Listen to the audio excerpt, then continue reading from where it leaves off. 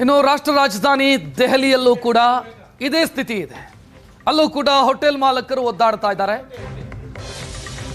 Gas cylinder ಸಿಗದೆ hotel ನಡೆಸೋದು ಹೆಂಗೆ ಅನ್ನೋ ಪರಿಸ್ಥಿತಿಯಲ್ಲಿದ್ದಾರೆ.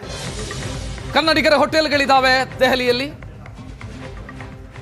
ಅಲ್ಲಿ ಈಗ ಗ್ಯಾಸ್ ಪೂರೈಕೆಯಾಗದೆ ಹೋಟೆಲ್ಗಳನ್ನು ಬಂದ್ ಮಾಡಬೇಕಾದಂಥ ಸ್ಥಿತಿ. ಪರ್ಯಾಯ ವ್ಯವಸ್ಥೆ ನಮ್ಮಲ್ಲಿ ಏನೂ ಇಲ್ಲ, ಹೋಟೆಲ್ ಬಂದ್ ಮಾಡಬೇಕಷ್ಟೇ. ಕರ್ನಾಟಕ ಫುಡ್ ಸೆಂಟರ್ ಮಾಲಕ ಶರೀಫ್ ಅನ್ನೋರು ಮಾತನಾಡಿದ್ದಾರೆ. ರಾಷ್ಟ್ರ ರಾಜಧಾನಿ ದೆಹಲಿಯಲ್ಲಿರುವಂತಹ ಹೋಟೆಲ್ಗಳಲ್ಲೂ ಇದೇ ಪರಿಸ್ಥಿತಿ ಮುಂದುವರೆದಿದೆ. ತುಂಬ ಜಾಸ್ತಿ ಇದೆ. ಯಾಕೆ ಆಲ್ರೆಡಿ ನಮಗೆ ಮುಂಚೆ 4-5 ಬರ್ತಿತ್ತು, ಈಗ 2 ಸಿಕ್ಕೋದು ತುಂಬ ಕಷ್ಟ ಆಗಿದೆ. ಆಮೇಲೆ ಬೆಳಿಗ್ಗೆ ಸಪ್ಲೈ ಬರೋದು ಮಧ್ಯಾಹ್ನವರೆಗೆ ಬರಲ್ಲ. ಇದೇ ಥರ ಹೋದರೆ ಭಾರಿ ಕಷ್ಟ ಅಂತ ನಮಗೂ ಕಾಣ್ತಾ ಇದೆ.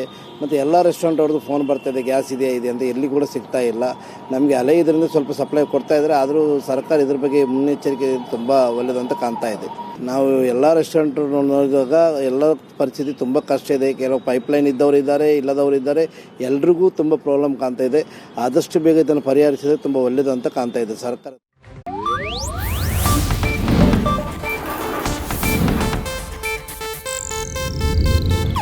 ಇದು ಏಷ್ಯಾನೆಟ್ ನ್ಯೂಸ್ ನೆಟ್ವರ್ಕ್ ಪ್ರಸ್ತುತಿ.